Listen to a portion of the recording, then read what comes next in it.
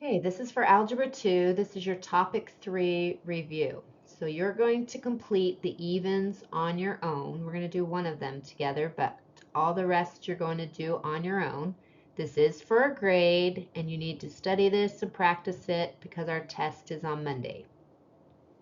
Okay, so let's start with number 1. It says to simplify the expression below, give your answer in standard form. This is just subtracting. Okay, so first, if you just go through and you distribute your negative, you're going to get a negative 1 plus 6b plus 7b squared. And then if we combine the like terms from the first set of parentheses, I have an 8b squared plus 7b squared. That's going to give me 15b squared. Then let's go with your b's. So you have a negative 8b, positive 6b is a negative 2b, and then negative 6 and a negative 1 gives you minus 7. Okay, so that would be your final answer. Remember, when they say to give it in standard form, it should be going down with your variables until you get to your constant. Okay, we had questions like these first ones on your quiz that we took a couple weeks ago. Okay, so you're going to have another subtraction one that you're going to do on your own. So let's look at number 3 together. This one we're going to be multiplying. So remember, we have to take our 7m squared and we have to multiply it by every single piece in the second parentheses. So 7m squared times 2m squared is going to give us 14m to the 4th. Then 7m squared times the 4m is going to give you 28m to the 3rd. It's going to be positive. And then 7m squared times a negative 5 gives us a negative 35m squared. So we're done with the 7m squared. So we're going to move on to the minus 3. Okay, when I go through and I take negative 3 times a 2m squared, that's going to give us a negative 6m squared. Negative 3 times 4m is going to give you a negative 12m. And then negative 3 times a negative 5 gives you a positive 15. So we went through and multiplied it by everything, and now we're going to go through and combine like terms. Always start with your highest degree. So we see m to the 4th is the highest degree. There's no other m to the 4ths. So we're just going to write down 14 m to the 4th. Okay, m to the 3rd, if you look, this is the only one. So plus 28 m to the 3rd. Okay, the m squareds, we do have a negative 35m squared and a negative 6m squared. So we combine those, we get a negative 41m squared. Then there is no other m's besides the negative 12m. And then we just have the plus 15. Okay, and again, make sure it's in descending order, and that makes it in standard form. So you're going to do something very similar to that on number 4 that you're going to do on your own. Okay, on number 5, when you have something like this with plus minus that's separating it, so this has 3 different terms, okay, we're just going to take each term and divide it by whatever the denominator is. So the numbers can just divide. Okay, when you have exponents, remember when they're dividing, they subtract. So I'm first going to take 96 divided by 6. That gives me 16. If I take R4 minus R2, I have 2 left. Okay, and they're positive, so they're going to stay on the top. Okay, if you ever get negatives, they would go to the bottom to be positive. Okay, I have here t to the 3rd, and then I have t squared. So that just subtracts and gives you 1t. So I'm done with that first term. So now I'm going to move on to the second term. So a negative 72 divided by 6 is going to give you a negative 12. 5 minus 2 for the r's is going to give you r to the 3rd power. And then notice the t's. 2 minus 2 just gives you 0. T to the 0 power is just 1. So we don't have to write any t's because this times 1 would just be this expression, the negative 12r to the third. So we move on to the last term. So 6 can go into negative 12, negative 2 times r squared and r squared. They're going to subtract, and we don't have any more r's. T to the fourth and t squared. Well, 4 minus 2 just gives you 2 t's left. Okay, and then that is our answer, and we just leave it just like that. Okay, so don't worry about moving things around. We can just leave it. Okay, so you're going to do number 6, very similar to that. Just go through and divide each term.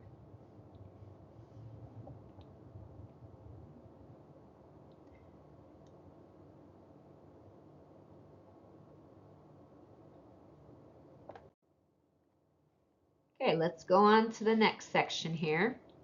On number 7, you had a question very similar to this on the last quiz as well. So it says, which of the following describes the end behavior of the function below? And you're going to choose 2. 1 when x is approaching positive infinity, and 1 for x is approaching negative infinity. So remember, the only thing you really need to look at is what is this first term? Okay, I see that it's raised to the 5th power, so I know that is odd. And if I look in front, it is a positive. It does not have a negative there, so this is a positive. So remember, when we have an odd positive, okay, we get something that looks like this. Okay, where it starts down and it ends up. Okay, so if I'm looking here, out of these first 2, which one am I going to choose? Well, as x approaches positive infinity, so that's going to the right. Look, it's pointing up, so it's approaching positive infinity. So I would check that first box. Okay, so you're only going to choose 1 in the first column here. Okay, now as x approaches negative infinity, so that's as I go to the left, okay, notice my y value, or f of x, is pointing down towards negative infinity. So I'd have that box checked there. Okay, so again, you're going to do something very similar on number 8. Look at it and see what would the graph look like. And again, look at those sketches that we've made in the past. And then choose 1 in the first column, 1 in the second column. And then on your test, it's going to look just like this as well. Okay, on number 9, it says, if an odd degree polynomial function has a negative leading coefficient, sketch a graph to represent this function. Okay, so we know odd, 1 is up, 1 is down. Negative tells us it's the opposite of the one that we just did, because remember, negative means it flipped over the x-axis. So for this one, it's going to start up. It could go up and down in the middle, but it's going to end down. Okay, so when I talk about a sketch of a graph, I'm just talking about those like sketches that we've had on the board. Okay, where it's going to look something like that. It might go up and down more depending on what's in the middle between the different parts, but that's just a sketch of the graph, and that's what I'm looking for, is the end behavior. So very similar on number 10. On number 11, it's going to be very helpful for you to graph this on the graphing calculator so that you can then get some points to graph. Okay, so I plugged mine in on the graphing calculator, and I'm just going to write down some of the values that we got for this one, for my x's and y's that are going to show up on the graph. Okay, so once I plug it in, I'm just going to write down some of my values. So I get a -2, -8, a -1, 0. I get 0, 0, 1, 4, and then also 2, 0. Okay, make sure this graph is not going to be labeled, so you have to tell me what you're counting by. You don't have to label every single line, but if this is a 10 by 10 graph, if you want to count by ones, then maybe just at the end here say that that's -10, this one's +10, up here at the top this would be +10, and down here at the bottom -10.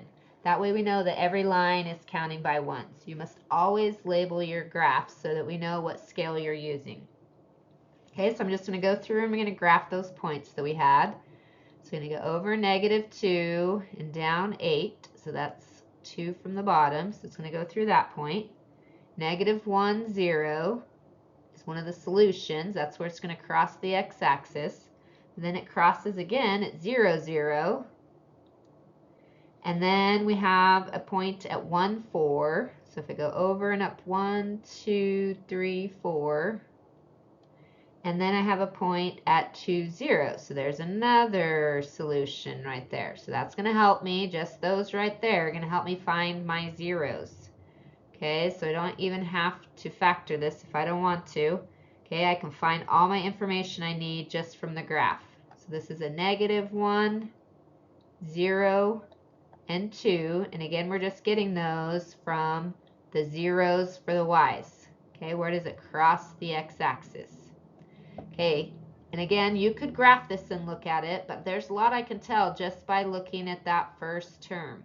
I know it's positive, so not positive, but even, and it has a negative in the front. So remember, when they're even, then they match. They're either both up or they're both down, but when they're negative, that means they're both pointing down.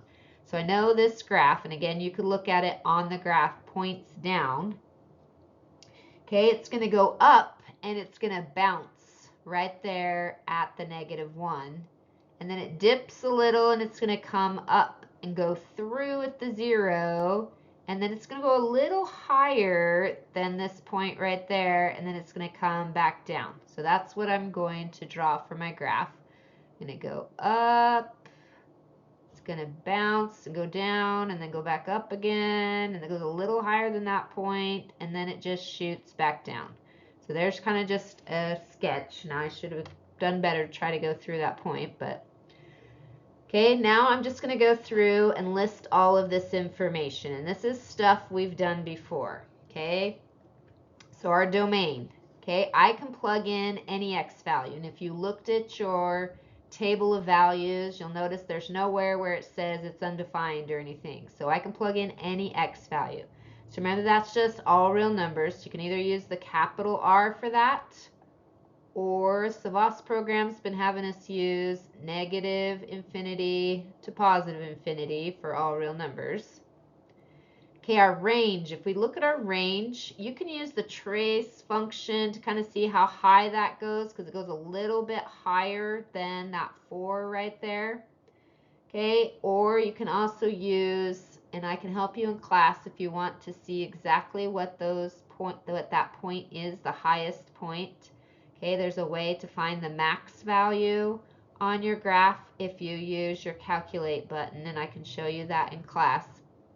But this one comes up to be that your y is less than, because notice most of the y's are less than that point, and it comes up to be like 4.84. Okay, and it had a lot more decimals, but we're just rounding there. Okay. Then to find your relative max and your relative mins, remember that's just in between here. So if you notice, if it goes up, we have 2 maxes. So one max is right there at 0. So we have it at -1, 0. And then your other one is going to be this point that we just found right there. So, and that one was over just a little bit. When you find this, you'll see what that point is, but this is 1.4 and then the 4.84. So those are our 2 relative maxes. And then we only have 1 relative min where it dips down right there. And again, I'll show you how to find these on the calculator, and if you need help finding these steps, I can help you. So this one is at -0.37. Whoops, I don't want to put that one there. Go back. Forgot to put my other line. And then at -0.35.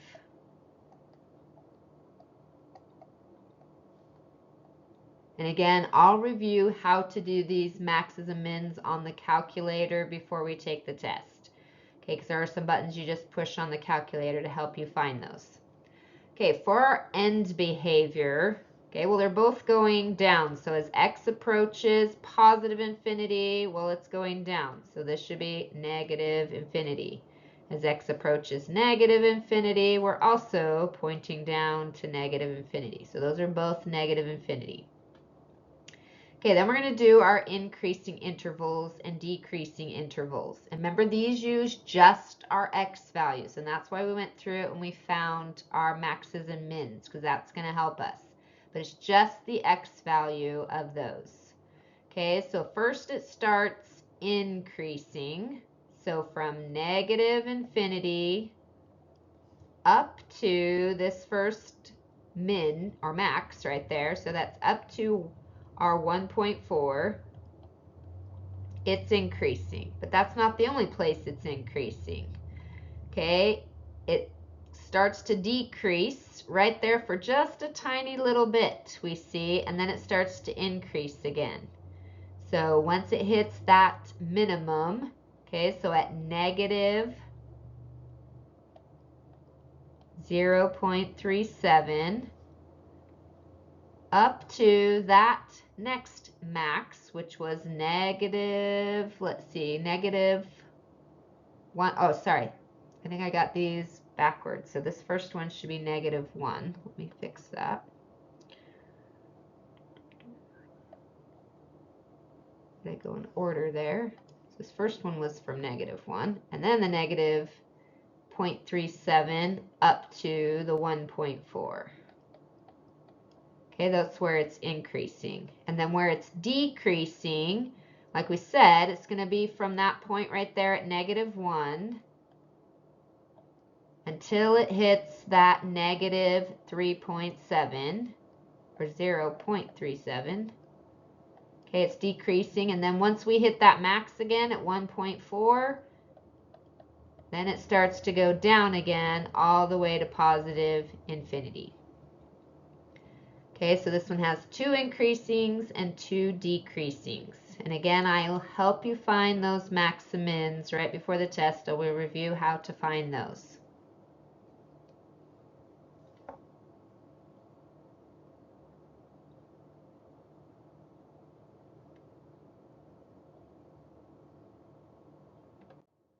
Okay, we're going to do number 12 together, even though it's an even. Just to review, we did some of these in our workbook in lesson 3.5.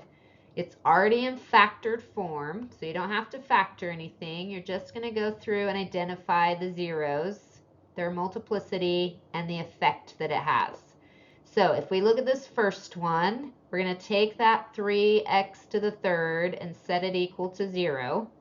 Well, when you divide that by 3, it's still 0. When you take the cubed root, still 0. So this just means the x equals 0, because you can't have positive or negative 0. So you have a 0 for one of your zeros. And then go back to get the multiplicity. You look at, like, how many of those do we have? Well, there is a power of 3. So there's 3. So if it's to the power of 3, then remember, odd powers, the effect is that it crosses. Okay, so then we go to the next one. If we set that next one equal to 0, we bring that over and x equals 1. Okay, so there's another 0. Notice that this has an exponent of 2. So our multiplicity is 2. When you have an even exponent, then it bounces. Okay, so it doesn't cross, it's going to go up and touch and then bounce off. Okay, then for our last one, x minus 8 equals 0. Bring that over, x equals 8. Okay, if there's not an exponent there, then it's always just understood to be 1. So we just have 1. That is odd, so it also crosses. Okay, so you're going to have one just like that on the test as well, where you're just identifying the zeros, find the multiplicity, and the effect. Okay, then we covered these last week when we did that factoring polynomials task cards, but just to review, a squared minus b squared is our difference of squares. And so you get a plus b for one of them and a minus b. And then our difference of cubes.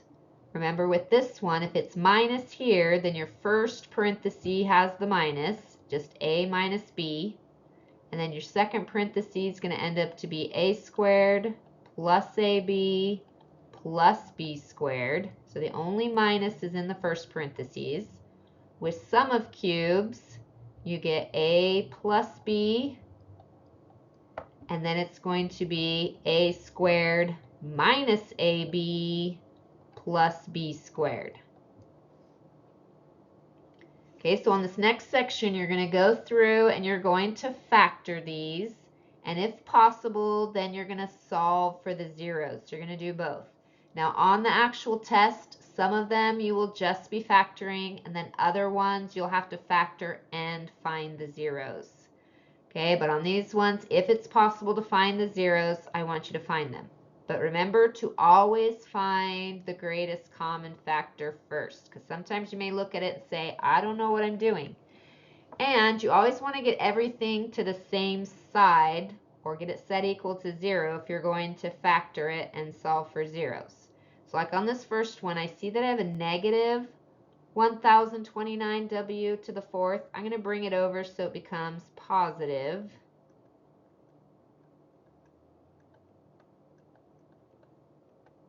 And also so that it equals 0.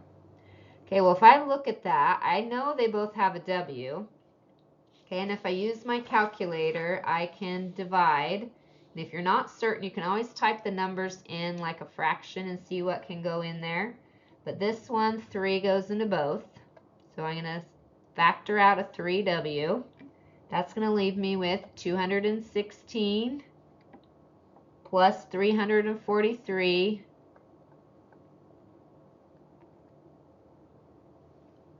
Oh, and I put that second. Hang on. Let me rewrite that. Those are the opposite way.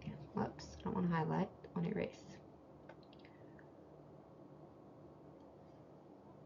Sorry, this first number should be the 343. W to the third. And then plus 216. Okay, and it might not be obvious right off, but looking right here, we see this is to the third power. And so this is the sum of cubes. And I gave you little hints if you were supposed to use one of these. Okay, so if it's sum of cubes, then we need to rewrite this as something to the third power. It's not just the w that's going to be to the third power. We need to see what this number is to the third power. So when we do that, okay, the 343 is actually 7w to the third power. And the 216 is our 6 to the third power. So you got to write it like this first so you can identify your a and your b before you go to plug it in to our equation here. Okay, and remember the 3w just stays in the front. Okay, so I'm going to have 7w plus 6 for the first one. Then for the second one, I have to square my a. So I square the 7 gives me 49. Square my w is just w squared. Then I multiply them together for the next piece, and it has to be a minus. So 7w times 6 gives you 42w. And then I have to square my b, which is going to be 6 squared is 36.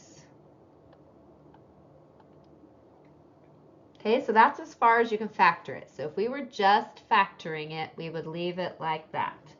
Okay, I'm also going to solve for my zeros. So I'm going to go through and see what my zeros are. Well, remember, anytime you have a w in the front, we know that that's going to just equal 0.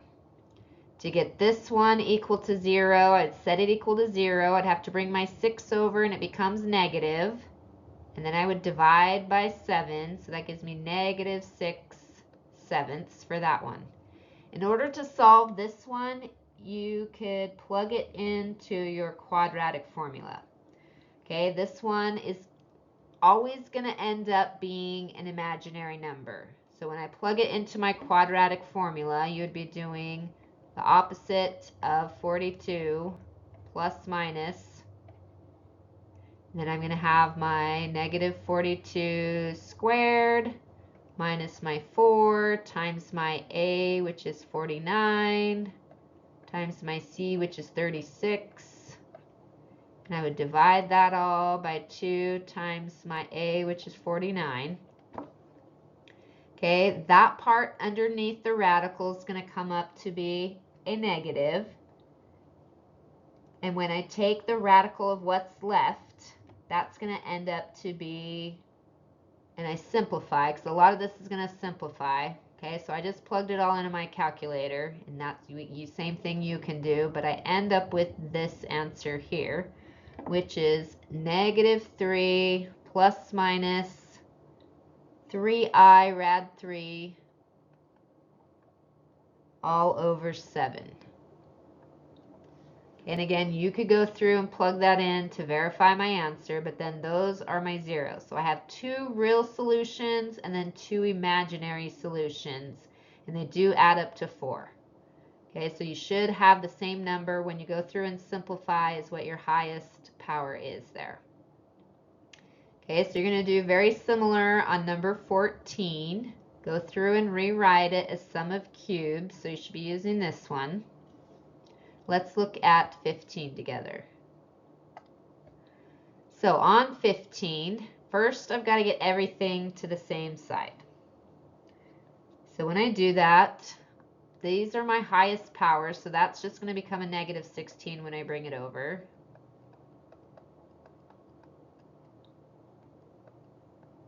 Okay, I don't see anything here that can factor out. Okay, so what I'm going to do to just make it a little easier to factor is I'm going to take my 9 and multiply it by the 16. So I get y to the 4th minus 7y squared. And then that's going to give me 144, 9 times a negative 16. And then this is factorable.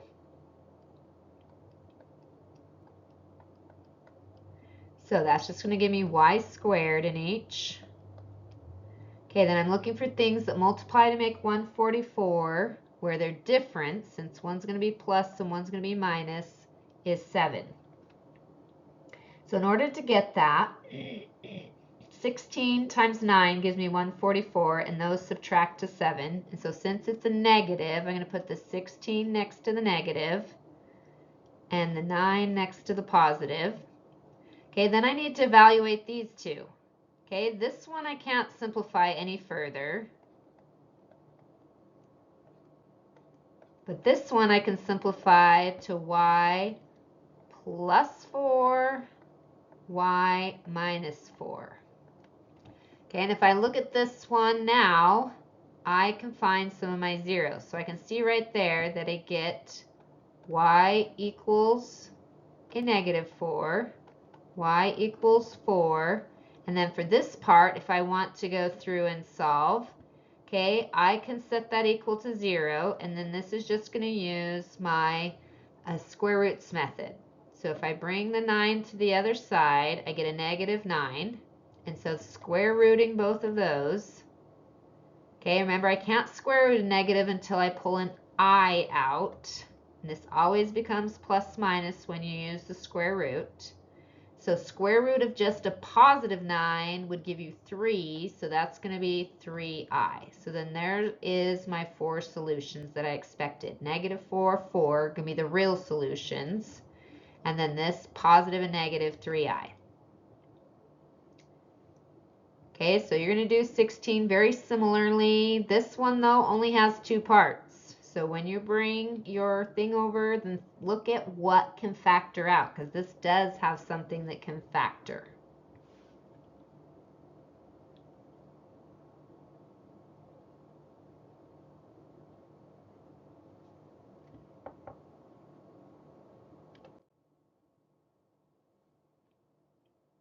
Okay, looking at number 15. Oh, that's the one we just did. Sorry, I must have clipped it on there twice. Let's go to 17.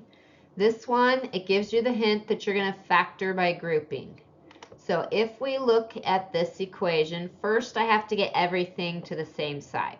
So I'm going to have my 8x cubed minus my 10x squared plus 28x minus 35. Okay, now that I have everything on the same side, let's see if I group these first two things together, will that work? Or do I need to move them around? So I'm just going to try just the first two and the last two, which I think this will work. So remember, you factor out the greatest common factor. So I know 2 can go into both 8 and 10, and they both have at least 2 x's. So I'm going to factor out 2x squared. So that's going to leave me with a 4x here and minus 5 because I took out all those x squareds. Now I need to get the second one to match the parentheses. If it doesn't, I have to try a different grouping. So if I look at these two, I know I can pull out a 7. And there are no x's I can pull out. So that's going to leave me with 4x minus 5, which is what I wanted, these two to match. So remember, then you just write these two parts together, 2x squared plus 7 in the first parenthesis, and then only one of the 4x minus 5's. Okay, these would end up with the same thing. Okay, now I can just go through and solve from this point here. So this first one, I'm going to use my square roots method to solve. So I move the 7 to the other side, get a 2x squared equals negative 7, divide by 2. Okay, and I get that. And then I'm going to take the square root of each of those. Notice if I take the square root of a negative 7 squared, or 7 at negative 7 over 2, I need to pull out an I. And then 7 halves, remember you can't leave the radical in the bottom, but if you plug that in on the Casio calculator, it's going to give you the x is plus minus. Of course, we have an I. And then it's going to be square root of 14 over 2 when it rationalizes your denominator, which the calculator will do for you. So there's 2 answers. If I go through now and solve this last part, okay, if I set 4x minus 5 equal to 0, I bring the 5 over and it becomes positive, and then I would divide both sides by 4. So 5/4 is my other solution there. Okay, you're going to try number 18 using grouping. Notice it's already set equal to 0, so you don't have to move anything. Okay, number 19 tells us to use our difference of squares. Okay, but first I got to get everything to the same side and see if there's any greatest common factor. So 3n to the 4th minus 147. Okay, 3 can divide into both of those. So that's going to leave me with n to the 4th minus 49. And this is now where you can see the difference of squares. Both of those are perfect squares. The 3 still has to stay in the front. Okay, this is going to become n squared. One's going to be plus 7, and then n squared minus 7.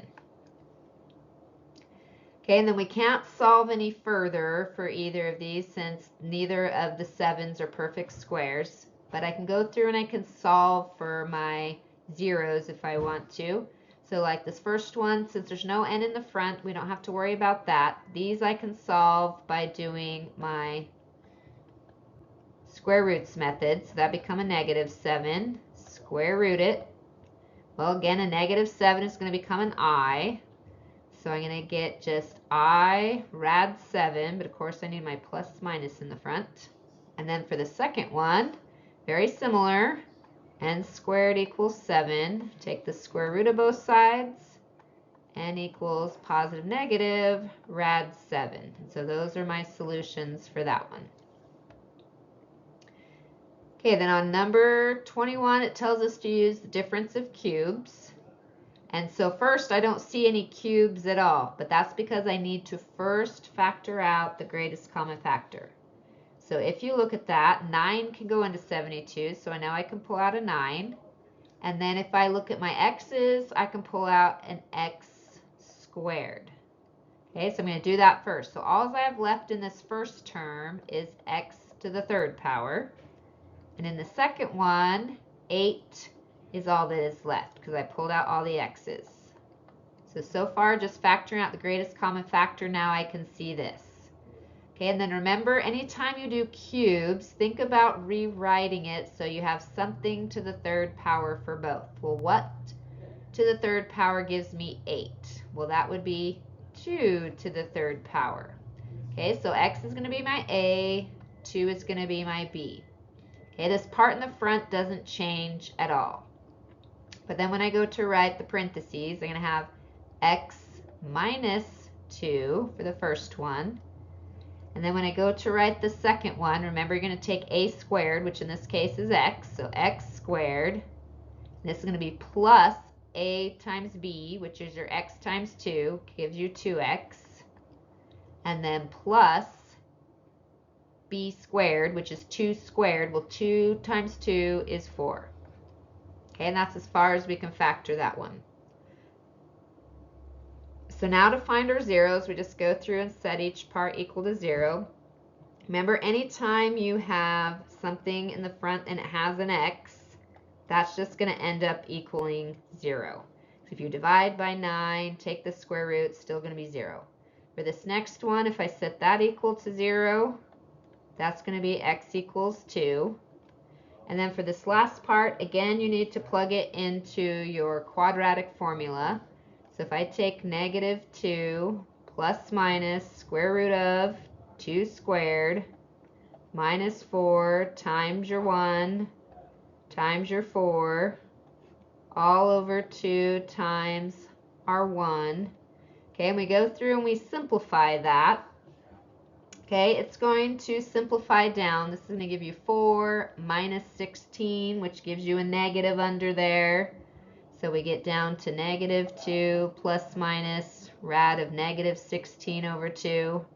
Okay, well, 16 is a perfect, not 16, sorry, it was 4 minus 16. Let me fix that. So 4 minus 16 is going to give you a negative 12. Okay, I have to pull an I out, and then if you take the square root of 12, you end up with 2 rad 3.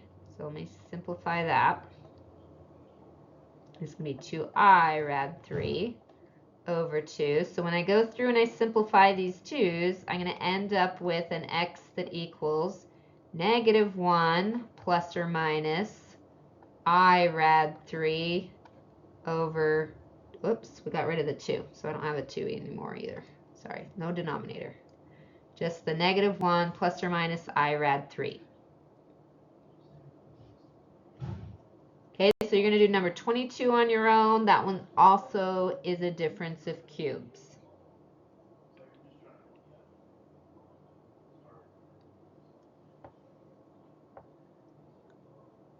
Okay, the last section here is solving by long division or synthetic division. And this will be the same way on the test. You'll be able to choose. Remember, you can always use synthetic division if it's something very simple. So like in this case, if you just have a number or a variable minus a number or adding a number, then you can use synthetic division. If you prefer long division, you can solve it by long division. I'm going to show both ways here. Okay, on this one, and then you're going to do 24 on your own. So first I'm going to do long division. So I'm going to do n minus 2 in the front. Okay, and remember to always check if there is any variables missing as you go down from squareds to n's to constants, then you have to include zeros. There's nothing missing here, so I can just write this equation the way it is. And then I just look at it and say, well, what do I multiply n by to get n squared? Well, I just need another n. So n times n gives me n squared. N times negative 2 is negative 2n. Okay, you always put these in parentheses and then subtract. So this is the part to remember, that this is going to become a negative n squared. This is going to become a plus 2n when you go through to solve this. So that's going to cancel out right there. And then a negative 9 plus 2 gives you negative 7n, and then we're going to bring down the 17. Okay, well, in order for n to go into negative 7n, it's going to go in there minus 7 times. So when we multiply that, we get negative 7n. and then negative 7 times a negative 2 gives you a positive 14. Then we're going to put that in parentheses and subtract it. And then remember, you have to distribute that negative. So this is going to become a plus, and this one's going to become a minus. So these are going to cancel. 17 minus 14 gives you 3. So this has a remainder of 3. If you have a remainder, then remember you need to come up here and write it over what you were dividing by. So there's our final answer, n minus 7 plus 3 over n minus 2.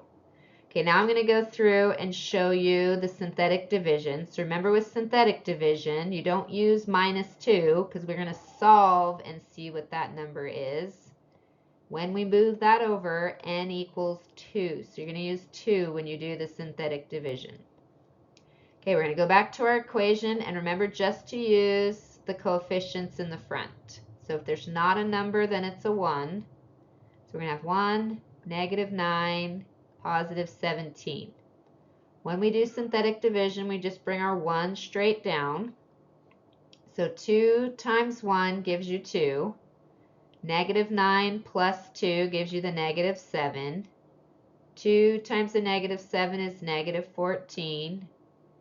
17 minus 14 gives you 3. So that's our remainder. So remember, you come back here and you say, well, it started with n squared. So for my answers, I just put in 1n, which I don't have to write the 1 in the front, minus 7.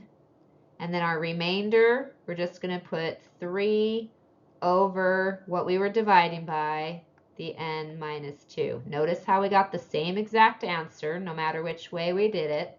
So you'll be able to choose on the test which way you would prefer to do it. Okay, and you can do either way on number 24. It will work with synthetic. It will also work with long division. You could always do one and then check it by doing the other. But that's what you're going to do. Make sure you finish up these over the weekend and be ready for the test on Monday.